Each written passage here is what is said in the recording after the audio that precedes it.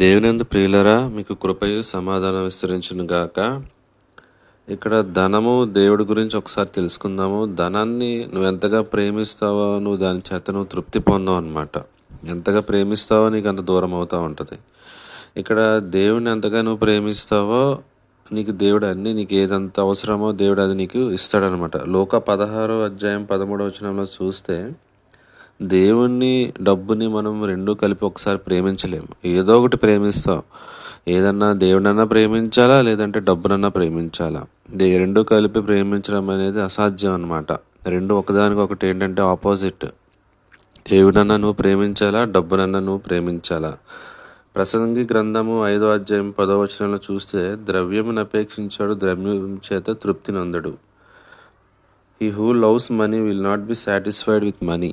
అంటే ధనాన్ని ప్రేమించేవాడు దానివల్ల తృప్తి పొందడనమాట. నువ్వు ఎంతగా ధనాన్ని ప్రేమిస్తావో, ఎంతగా దాని గురించి నువ్వు కష్టపడతావో, ఎంత సంపాదించుకుని నువ్వు దాచుకోవాలనుకుంటావో దానివల్ల నువ్వేం చేస్తావు, తృప్తి పొందలేవు.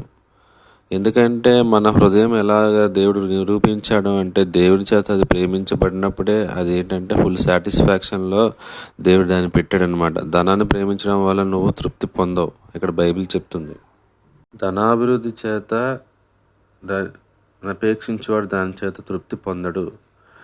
ఆస్తి ఎక్కువైన యెడల దాన్ని భక్షించేవారు ఎక్కువ అవుతురు. దేవుడు మనకి ఏది అవసరం, ఎంతవరకు అవసరమో దేవుడు అంతవరకే దేవుడు మనకి ఇస్తాడు. కానీ నువ్వు అత్యాశగా, అంటే ఆశించడంలో తప్పు లేదు, కానీ అత్యాశ కలిగి ఉండడం తప్పు అనమాట. మనం ఎంతైతే దేవుడు ఆశిస్తామో, దేవుడు మనకి ఎంతైతే అవసరమో అంతే దేవుడు ఇస్తాడు. కానీ నువ్వు ఎంతైతే అత్యాశగా నువ్వు ఆశించి ఇది కావాలి అది కావాలని చెప్పి ఉన్నా కానీ ఇంకా కావాలి ఇంకా కావాలని నువ్వు ఎంతైతే అత్యాశతో నువ్వు ఎదురు చూస్తావో అది తప్పు అనమాట. ఆ విషయంలో దేవుడిని తృప్తిపరచలేడు, నువ్వు కూడా తృప్తిపరచబడవు అనమాట.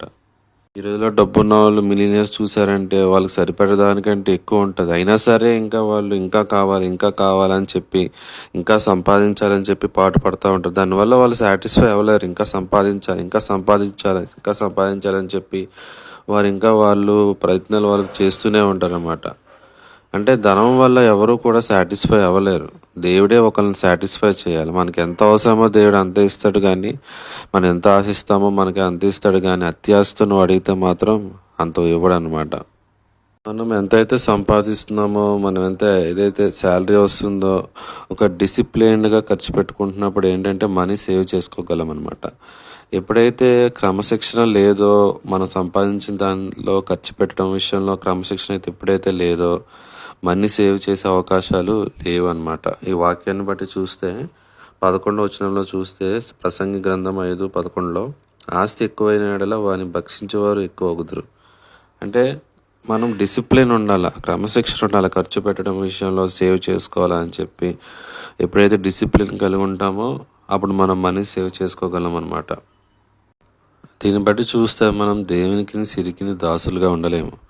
డబ్బు ఏంటంటే మనల్ని ఎంత సంపాదించినా కానీ, దాన్ని ఎంత ప్రేమించినా కానీ మనం సాటిస్ఫై చేయలేదన్నమాట. దేవుని ప్రేమించినప్పుడు, దేవుడి ప్రజలకు మనం ఇచ్చినప్పుడు, దేవుని సేవ కొరకు మనం ఖర్చు పెట్టినప్పుడు అప్పుడు ఏమవుతుందంటే ధనం అనేది ఆటోమేటిక్గా అది మనల్ని వెంబడిస్తుంది. దేవుని సేవ చేస్తాము. మనం అప్పుడు ఏంటంటే దేవుని ప్రేమతో, ఆయన కృపతో మనం తృప్తిపరచబడతాం అనమాట. చిన్న వాక్యం దేవుడు దీవించును గాక.